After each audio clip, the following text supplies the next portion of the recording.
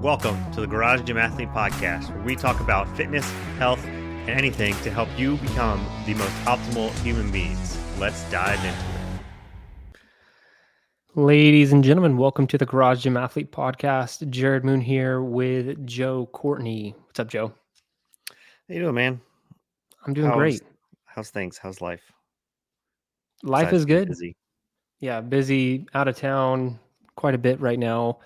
Makes training a little bit harder, as you know, but You have to still. forecast some days out or certain things that you can't do on the road. Yeah, I mean, you can always run, right? But then I'm always looking ahead of. I kind of have like this batch of like travel workouts because most of the time I don't even try to stick to any kind of programming. And when you're doing when I'm doing a lot more calisthenics, it's easier, but still.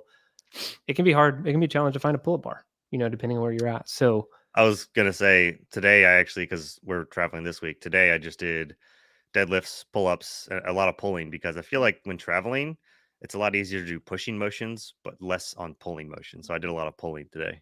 yeah, because pull-up bars, heavy loads for like deadlift stuff, that stuff becomes way more challenging when you're traveling. I'm going to do the same thing actually shortly after this podcast.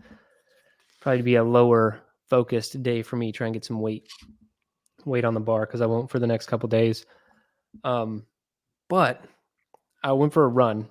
I've been doing consistent, I'd say 5 to 8 mile runs, a couple times a week, somewhere in that range. Up to 8. 8's been my longest one. I'm hitting it 7 a little bit more. I'm trying to keep, and I talked about this in my podcast a little bit, like whatever takes me about an hour, right? And when I first started, it was like 5 miles took me almost an hour. Then I got that down way below, bumped it up to 6. That was taking me, my first 6 mile run took me an hour and 20 minutes. Just crazy. Zone 2, right? Yeah, zone two. Yeah, let me clarify that. Zone 2. But that had a lot to do with me running not in the morning and it being 110 degrees outside or something like that. But anyway, now that I got 6, more consistently getting below an hour, I'm trying to bump it up to 7, but that does add, more time. But anyway, I did a 6 mile run yesterday, and it's so funny because I'm trying to get in this mindset of I want to run a longer race. I don't know what it's going to be. Like, I don't want to say I'm going to go run a 100-mile race or a 50-mile race, but I've done a marathon. I think I want to run something more than a marathon. I don't know if it's going to be a trail race or whatever. And I don't know when that's going to be because I'm not doing something that I'm untrained for. And I want to go into it so well trained that it's not that hard. I mean, it's hard, but it's like it's doable, right? Like I don't want to break. It's not survival. It's, trying to push yourself and actually excel. Yeah. So, I mean, if I have to train for 2 years, like I'm going to do that. That's why I'm not like throwing out any, like, here's what I'm doing and when I'm doing it. It's just like, I'm going to do something longer at some point, but I'm going to keep that kind of to myself for now until I'm ready to announce it. And then I'll let people know what I'm doing, where it's going to be, all that kind of stuff. I really like these last man ultra formats I'm seeing pop up. 5K. Yeah, I've seen there was a documentary I saw on Amazon called Just 1 Mile. And that one is literally you just run 1 mile every 20 minutes. And so it's every 20 minutes on the minute you run 1 mile, but like there's elevation involved. So it's actually a pretty crappy one. But I like the ideas of those because it just has to do with how much you want to push yourself, right? Like, so if I'm like, you know what? I've never ran 40 miles. 40 miles is good. Or if I feel like going to 50, like you can kind of stop wherever you want. I don't have to commit to going to full 50 or full 100 or something like that. So I'm liking that format. But on the other side of that, if your performance isn't there, you get eliminated, right? If you can't run the distance in the amount of time. But anyway, I'm kind of getting in that mindset of like you have to learn to run with pain. That's just it doesn't really matter. If you're not well trained enough, or if you're just doing something really long, you will be in pain at some point during that race. And I kind of just had that in the back of my head because I've been thinking about this a lot lately. So I did a 6 mile run yesterday and it was like 2 miles into it. No, maybe 1 mile into it. My shin just like lit up like a shin splint, right? It was just hurting so bad. And my mindset was, you know what? Just deal with it. Because if you want to do one of these longer races, you're going to have to learn to run through stuff like this. And so I'm running and it gets way worse over the next mile. It was like just way freaking worse. And I was like, this is bad. Like this is like unusual. I was And like, you're an out something. and back runner, right? Yeah, I'm an out and back runner, and I'm like, this is not good. Like something was off. I mean, I've run this route 100 times over the last couple months, right? So there's something's off, and so I completely stopped my run. I kind of pull off to the side of the road, and I sit down. I take off my shoe, kind of stretch out my shin a little bit. Then I put the shoe back on and lace it up, not as tight, right? I think I had it done too tight, and after that, over the next half mile, the problem completely resolved. It just like Hmm. fixed itself. So all I had done was like I'd laced too tight. I mean, I could have done something else as well, like in training over the past week or over the weekend. But then I laced too tight and it was like screwing it up. And then my shin, that whole issue resolved. The reason I'm telling the story is because that was a killing comfort mindset at the wrong time period, right? Like killing comfort is great when when you're trying to kill comfort over like consistency over long periods of time. That's a great place to kill comfort. But we give the rock and the shoe analogy to where it's just stupid, right? And what I was doing was just stupidity. I could have stopped at the mile mark, been like, something's off, readjusted my shoe, and had a great run. But instead, I was like, no, you got to push through. Like, you got to get used to this stuff. When I didn't need to get used to it, I just needed to adjust the shoe and keep moving forward. So, the reason I tell that story is for anyone out there, you don't always have to push through the pain. Sometimes it's better to not push through the pain and fix the issue if it's a fixable issue and then move on and be pain free as opposed to thinking that you're tough or you're building some sort of mental resilience through this pain. Because had I continued, who knows, maybe the only thing I actually got out of that was because when you start running in pain, your gait changes, and when that changes, you start striking differently, and you start maybe trying to put a little less weight on one side over the other, and with running it compounds really fast. So if I had continued down that path, maybe I would just have a lower back problem or a glute problem or something else would be hurt, all because I thought I was killing comfort when in reality I just need to loosen my shoe. And so take that for what you will. Anyone out there listening, killing comfort is something that has to be done. You definitely want to get uncomfortable, but don't do it at the expense of just being stupid. Like don't be stupid. Yeah, every time I run now, I feel like I'm very conscious to any sort of pain or things that I'm feeling because I know what running fine should feel like. But lately, I've just have been the lower body issues that I've had. I know that one thing could just escalate to something else, and it could trickle to another issue. And you know how my heel issue right now, it's definitely it's not fun, and I'm working through it, doing my PT stuff, but I think it's made caused my same hamstring to have an issue because just because of how my leg and ankle rotate out. So, um, running wise, I can't really push myself now until I'm healed up. But yeah, just being conscious of that stuff, and if it is something that you're having a lot of, then definitely getting help, knowing Yeah. when to. Or just dude, have you tried loosening your shoe? Because it worked for me. Damn it, that's what I got to do. Yeah, simple fix, man. That's all you gotta do. Oh. There's no real injuries involved. It's just shoe tightening and loosening. Apparently, actually, I don't even know if we've recorded since I've seen my PT. Actually, apparently, part of my issue was I was wearing the wrong insoles. My insoles were wrong, and this was Mm, like I went to a running shoe store. I got fitted for the running shoes that I need, and then they were like, "Hey, these insoles will help because of the striking or how you're yeah. striking and everything." And then I went to my PT, and she's like, "Let me list your insoles." She pulled them out, and she was like, "Nope, get rid of these." It's like, well, shit. Who the like? You don't even Dude, know who to believe sometimes. I have a similar story. I feel like anytime I've added insoles that didn't come from like with the shoe, it's just jacked me up. I've done the exact same thing Yeah, that you're talking about where I'm like, I go to a run store and they sell me on something, right? And I buy it. And then my arches just are in pain for like 3 weeks because they said I needed more arch support, but like this arch support's like killing me. And I don't know if it's yeah, like braces when you get braces on your teeth and it's like you're sore because good things are happening, like there's movement, or if it's like it's just like, nah, maybe we just shouldn't be doing this at all. So yeah, that's happened to me before. yeah. It sucks. All right, let's get into the study. So this one is done in 2023. Um, and really, I'm going to preface before we get into this. This study is predominantly for female listeners, but also if you know a female. Okay, so if you are a dude listening to this, which I know is a large part of our audience, don't tune out because we're going to be talking about a female study. Because if you have a girlfriend or a wife or anything else, like daughter, like you just might want to consider these things. And if you are female listening, definitely take notes, because this is something as a coach I've always been really interested in. I've worked with a lot of females on like macronutrient plans, diet plans, things like that. And, I always see females coming in with a tendency to undereat. I've normally adjusted them to eat more, and things normally turn around. But sometimes a lot of damage has been done. And I want to talk about that. That's a big reason I want to do this study today. So, again, this was published in 2023 in June, not that long ago. So, relatively new study. The title is Low Energy Availability Reduces Myofibrillar and Sarcoplasmic Muscle Protein Synthesis in Trained Females. So, it doesn't sound super exciting, but it is more exciting as you get into it. So, what they did, it was 30 females over the course of 10 days.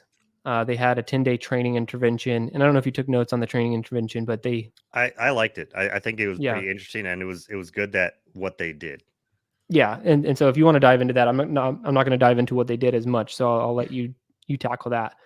But there was a 5-day wash in period, which I thought was cool, where they had every person who's going to be part of the study basically do what they call it, optimal energy availability. So OEA, optimal energy availability. So making sure that the people in the study were eating enough calories and enough protein 5 days leading into it. So there's nothing that could, affect the outcome of the study. And then after that, they split the study into low energy availability for that 10-day period. So I want to talk about the amounts here. So what are we talking about? What is optimal energy availability, and what's this? What are they calling it? Low energy availability. Yeah. And so what we're looking at in this study is just what happens. They're specifically looking at like muscle protein synthesis, and so that's what helps muscles grow. That's what helps you see results from your training. But also they get into other implications of being too low calorie, and all that stuff. But sometimes people think that if I just control my protein, it doesn't matter how many calories I eat, and that's kind of what this study was talking about. They're like, hey, if we control the amount of protein we give a female, but they still don't eat a lot, they are lower energy, will they be okay? The answer is no. I'm going to just jump straight to the takeaway here, but let's talk about actual amounts because I think that's important. So I did some math. They were doing 25 calories per kilogram of fat-free mass. This is the low energy availability state. So let me give you an example kind of laid out. So if we had a 140-pound female, and this 140-pound female was 25% body fat. So that would be 105 pounds of fat-free mass. So what you're doing there, if you want to calculate this on your own, if you have a 145-pound female, you would multiply that by 25.25 because that's going to give you the body fat, right? And so you remove the body fat from the fat-free mass, and now we just have fat-free mass. And so they're taking that. So this would be 105-pound female of fat-free mass in this 140-pound female. Now, if you just quickly put that into kilograms, because that's how the study did it, that'd be roughly right at 48 kilograms, right below technically 48 kilograms. And then you just multiply that by 25. So the low energy availability state for females at this female would be 1,200 calories. So that's low, right? I mean, that's low, but that's not crazy from what I've seen working with females on macro plans. Like a lot of females come in independent of their size, weight, or anything, thinking that they should be on 1,200, 1,500, 1,600 calorie programs. There's a lot of these new, like, I see commercials for them and like ads, and like it's like go low and whatever. A lot of these diet protocols, and I've heard from probably half a dozen different people from different companies, like whether it's family or friends, just other people. And it's like I tried this one, and they started me off at 1,200 calories, and like completely different person, completely different exercise whatever. It was just I tried this one as well, and it also started me at 1,200 calories. I'm like, how are they even? Why is everybody just getting this arbitrary 1,200 calories to start off with on these plants? Yeah, and I'm sure it comes from somewhere, right? I'm sure there's some reason why that, because I've seen that number too. Like 1,200 seems to be the magic number just for a female, Right? They're like, yeah, you do 1200 and dudes can do 1800 or something like that. It's just kind of arbitrary. And I don't really work with anybody, nor have I ever worked with anybody who wasn't also training. Obviously, I probably wouldn't, right? Like, I'm not a nutrition coach. It's typically for me, if I'm working with somebody, it's like training focused, and then I'm helping a little bit on the nutrition side, not the other way around. So if you were only to be dieting, maybe your calories could be slightly lower than this, maybe. But if you're training, you're actually lifting weights, doing conditioning, there's no way like you want to be at 1200 calories. And so you can do the math that I just did. But like I said, the 145-pound female with 25% body fat comes out to 1200 calories. So you can go ahead and adjust based off of your weight and what you think your body fat is and calculate your own. But let's jump up to what the optimal energy availability is, and that it's double. So it's 50 calories per kilogram. So the exact same example, all I have to do is double the 1200. So we're up to 2400 calories for optimal. There might be some dudes listening to this right now who aren't consuming 2400 calories a day because they don't think that they should. And what happens when you don't eat enough calories, even when you're controlled for protein? That's why I love this study so much, because a lot of people think, hey, if I just have enough protein, everything's going to be fine. But what they specifically looked at was they had the females eat 2.2 grams per kilograms of fat-free mass of protein. So that comes out to be about 1 pound or 1 gram per pound of fat-free mass. So again, going back to my 140-pound female example, that this 140-pound female was 105 pounds of fat-free mass. That 2.2 equation comes out to be her consuming about 105 grams of protein per day, 140-pound female. And I think that would be fine. Like, that's typically, I know sometimes people go up to that 1 gram per pound of body weight, but I typically like to do 1 gram per pound of fat-free mass. I just think that's a little bit better, because I think how much protein you should have really is different depending on how trained are you, how much muscle mass do you have, like what does your training look like, what does your current nutrition look like. So anyway, I think that that's plenty of protein for a female in this situation. So anyway, that's controlled for. And what they said was, hey, we controlled for protein, and then we had them go through this training protocol, which I'll let you go through in a second. But we still had all the negative effects of low energy availability and all the things that it can do. If we just go over all of it, it can impair physiological function of the endocrine, metabolic, skeletal, cardiovascular, immune, gastrointestinal, and reproductive systems. So maybe I should just hit on those systems one more time, just in case somebody missed one. Endocrine, metabolic, skeletal, cardiovascular, immune, gastrointestinal, and reproductive systems. Okay. So they're basically Basically saying everything. every single thing in your body suffers and is impaired at this lower energy availability state, where most females who are training and into health and fitness and wellness are probably doing this to themselves, at least in my experience.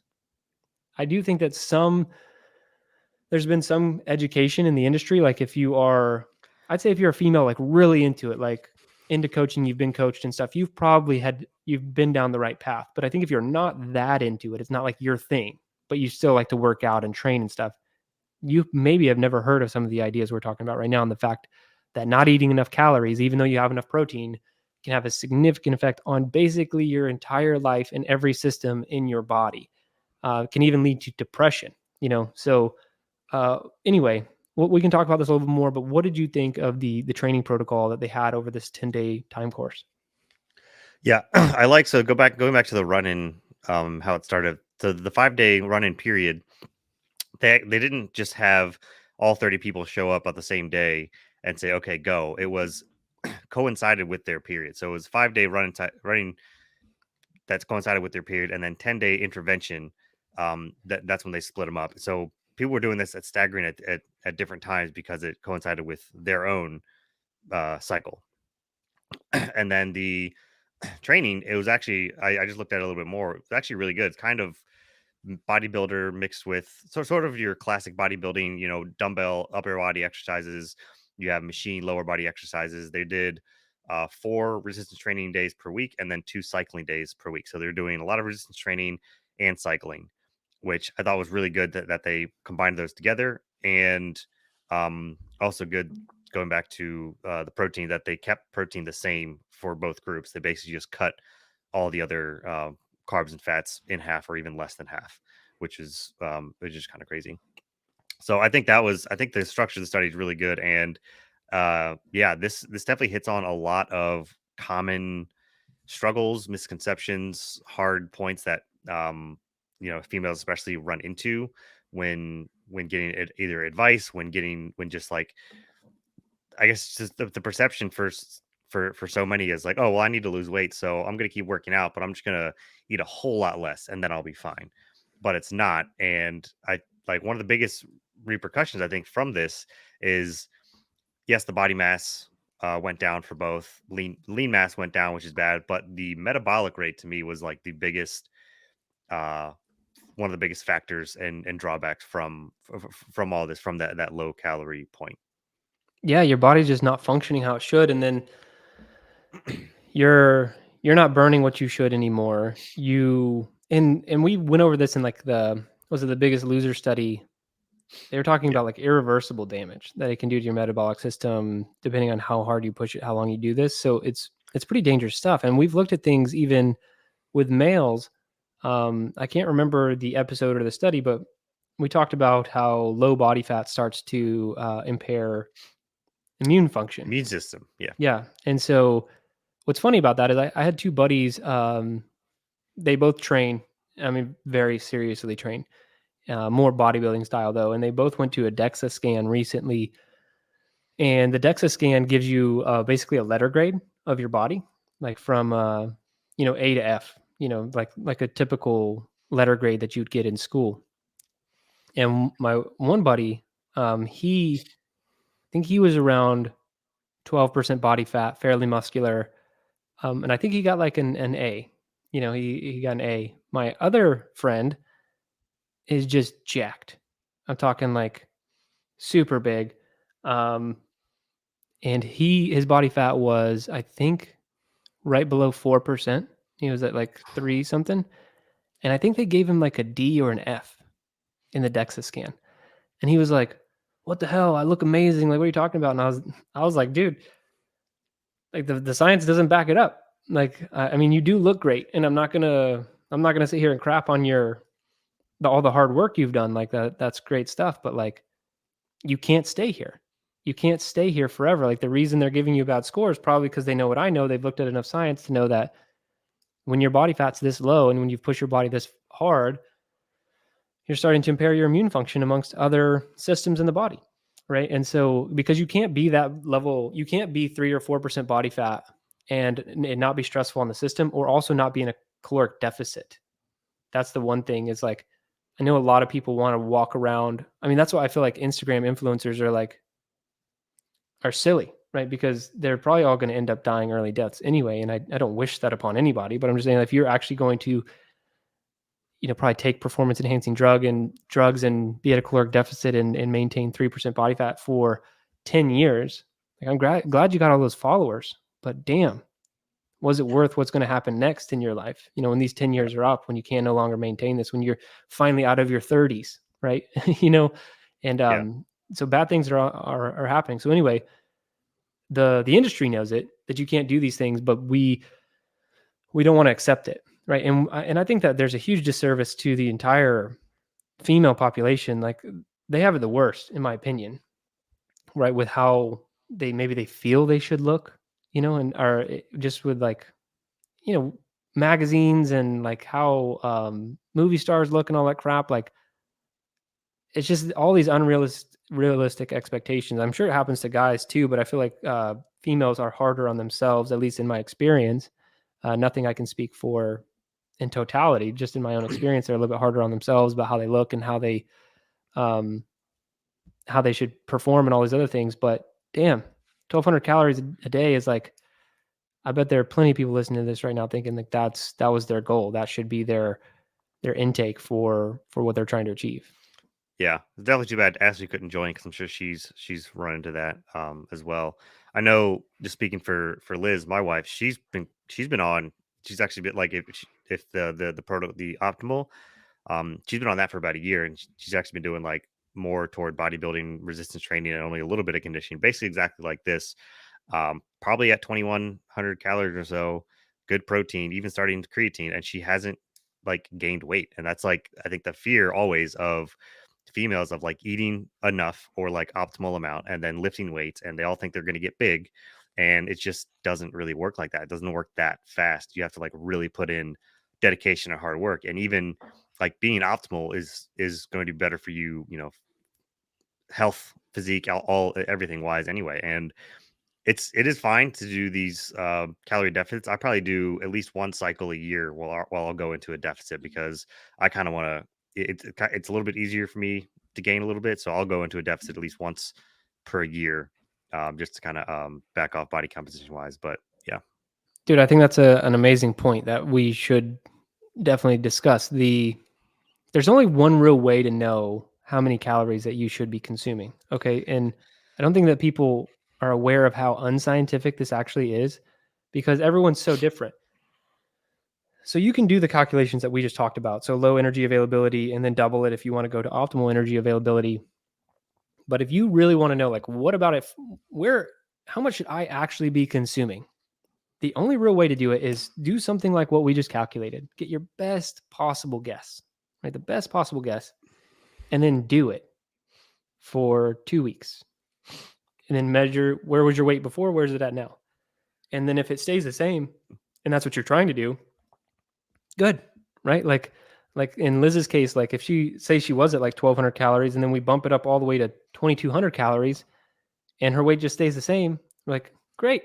Now you're like feeding all the systems that weren't being Mhm. fed, and your body's able to operate at a better level. You're healthier, you're more vibrant, like everything will be better. Your energy levels will be better. You won't suffer from autoimmune diseases and thyroid issues and all this other stuff. But you won't know until you start to bump up those calories, because you will gain weight if you're consuming too many calories. So say Liz was like, well, I'm feeling good here. Like maybe I should go up to 2,700.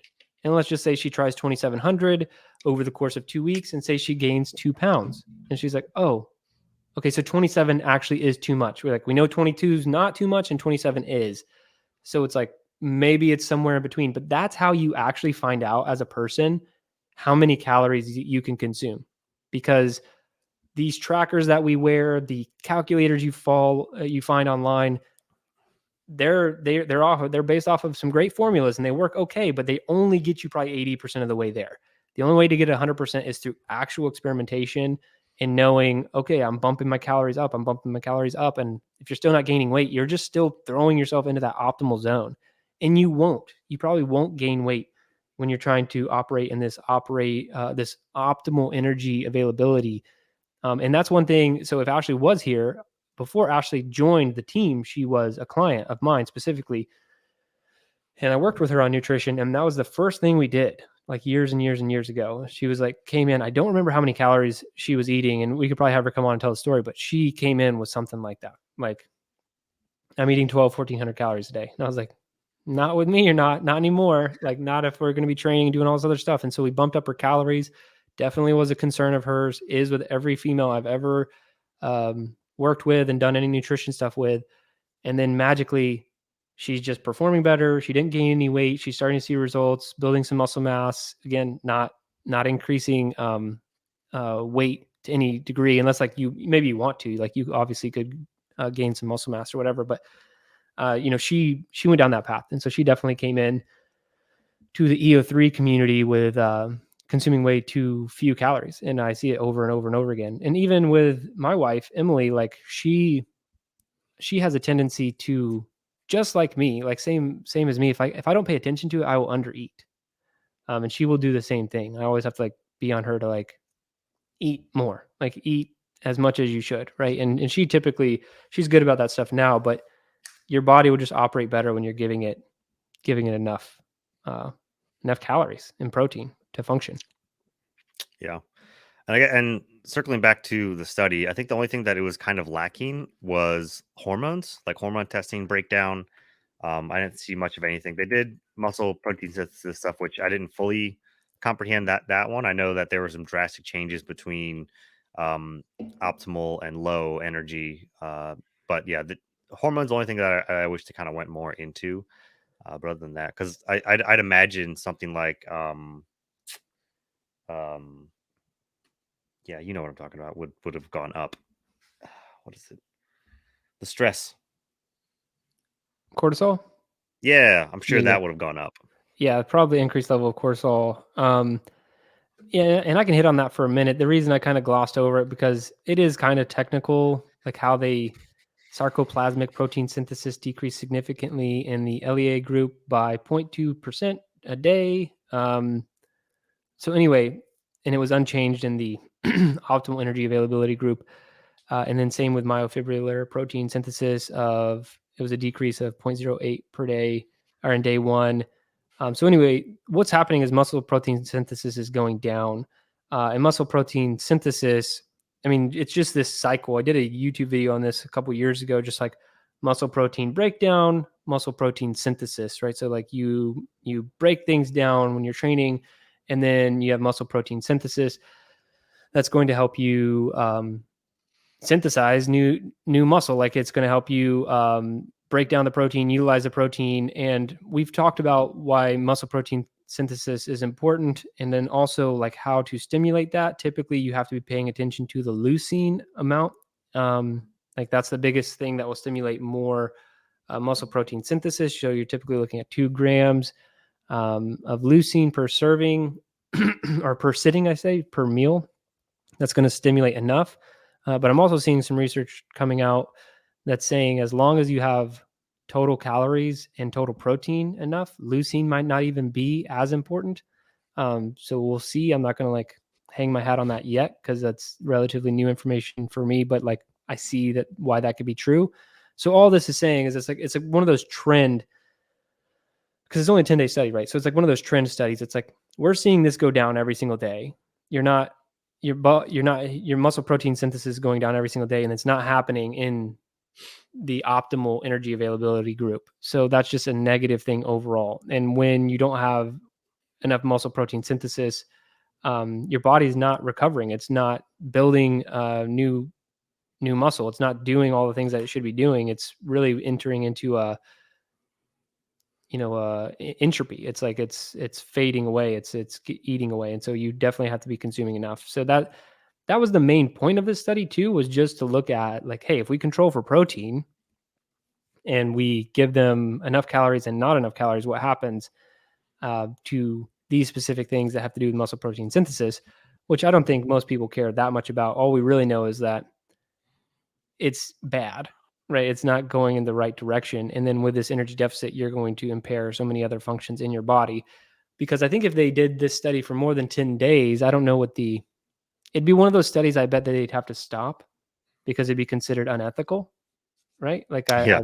I've read of several studies like that where they're like, they say they wanted this to be a 6-month study to really like really what happens, like how many people end up with depression, how many people end up with hormonal problems. Like would you just think about if it was all of them, you know what I mean? And we're 6 months in and you have to try and reverse all these things. So I think that this study would actually end up being turned off if they tried to run it longer than 10 days, because the good news is if you do it for short periods of time, you can only just eat enough and bounce right back.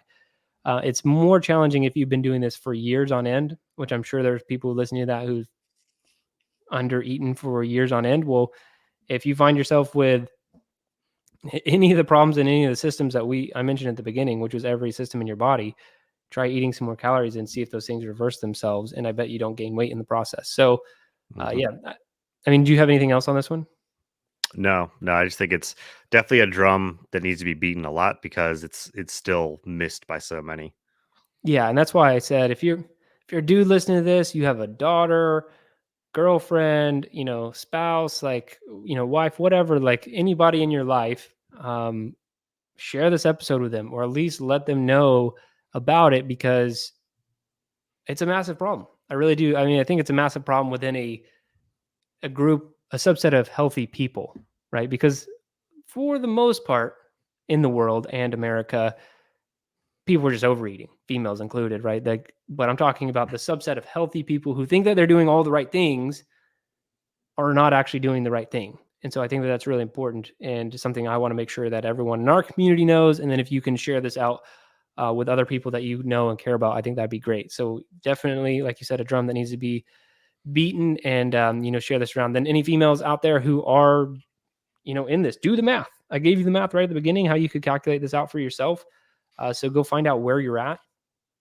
You probably want to be closer to the OEA, optimal energy availability, over the reduced one, the low energy availability. So just do the math and find out where you're at, and then you can start working backwards from there. You can even control the protein. I really don't have any problems with anything that they calculated, to be honest.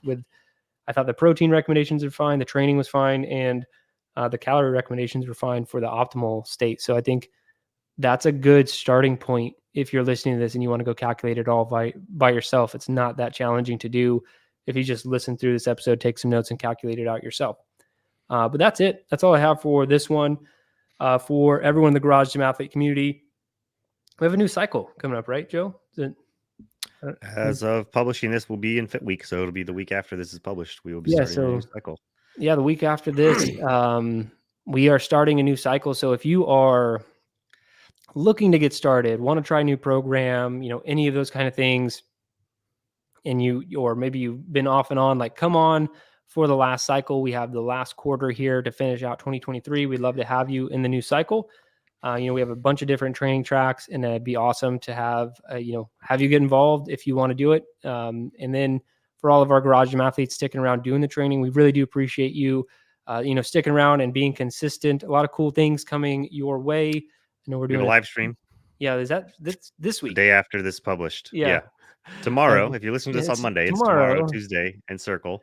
Yeah. But it should be recorded in there. It'll be our first live stream inside the new community space, but it should be recorded for playback inside there. So as long as you're in the Circle community. Yeah. So yeah, it will be recorded. So if you want to know more about the cycles, I'm sure we'll bring something to the podcast to push out more information. But the best place to ask your questions and learn in detail about this is going to be that Q&A. So head over in Circle. You can RSVP for the event in Circle, which is where our community's at.